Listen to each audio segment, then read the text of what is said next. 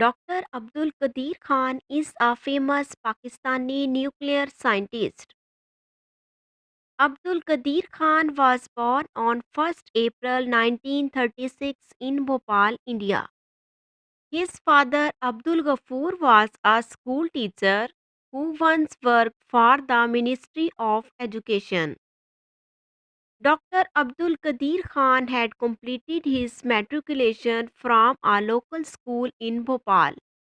Khan migrated to West Pakistan in 1952 and in 1960 he graduated from the University of Karachi with a degree in metallurgy.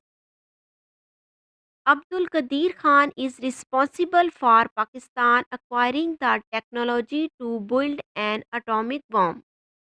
He is also known as the father of uranium enrichment project for his nation's hidden atomic bomb program.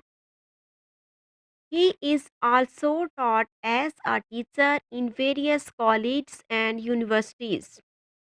His achievements have made Pakistan famous all over the world.